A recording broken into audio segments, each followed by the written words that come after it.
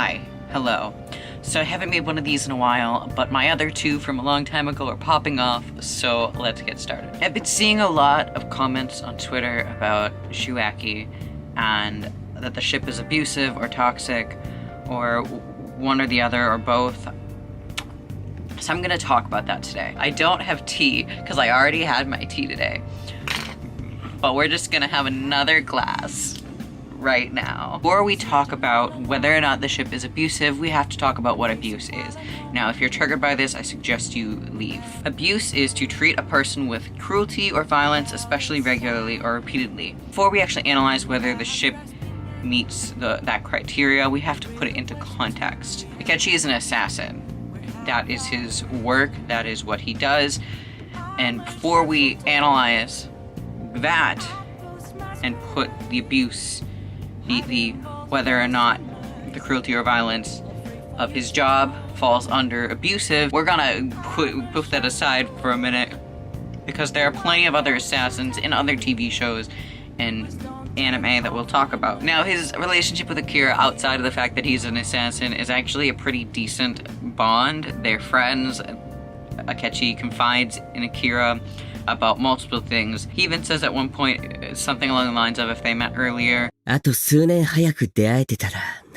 probably referring to the fact that if they met earlier before all these things happened with the Phantom Thieves, with him being a detective and assassin, that they would be able to be friends and be closer, but these different factors in their life are why they cannot be. And not to mention, a huge part of this is the fact that the name that I will not be able to pronounce for the fucking life of me, that I'm gonna put right here, literally fated them to be at odds. So, like, no matter what, it just was not gonna end up well. But now getting back to the fact that he's an assassin, this is gonna have spoilers for multiple shows, so I'm gonna put those right here. First off, we're gonna talk about Code Realize, and if you have not seen this, I'm gonna put a timestamp of when I stop talking about it, if I don't talk about it all the way to the end, because this is the best route in that game, and I highly suggest you don't let me spoil it for you if you have any interest in playing that game. So in Code Realize, there is a character, Saint Germain. He's not exactly an assassin, but he is sent to kill the main character, but they end up falling for each other. Now, Saint Germain has a past where he, I think, killed everyone in a town. He was meant to kill the main character, but then they fall in love and all that shit. So is the fact that he tried to kill the main character abusive, even though he didn't do it of his own volition? He was the one who pulled the trigger in the end. Not technically, she strangled her, but technically he was the one who pulled the trigger, but it was out of his hands to do so. It was an order, and I think the reason I'm bringing this up, and I will be bringing the next one up, is because this is a common trope. There's many times this is brought up, not only in otome games. Let's talk about Naruto next.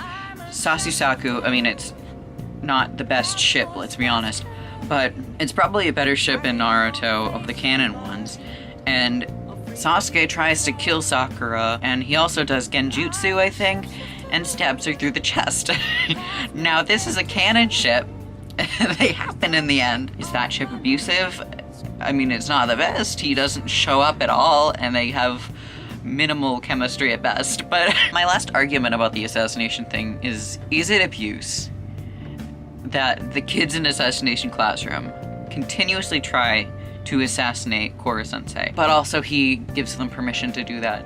So it's up to you what you ship. This is a trope in otome games. This is a trope in even fan fiction. People take ships that have no assassin in them and then write it so that there's an assassin falling in love with the person they're supposed to kill. It is a trope in fan fiction, in storytelling, and I don't feel as though that is abuse. And I feel like saying that is kind of undermining the actual experiences of people who have been in an abusive relationship. Maybe I'm ignorant, and at the end of the day, whether or not you find it uncomfortable, whether or not you find it problematic, is completely valid either way. So I'm gonna go. I've been rambling about this for a while, and I'm gonna have to cut this up way more than I wanted to. Okay. Bye.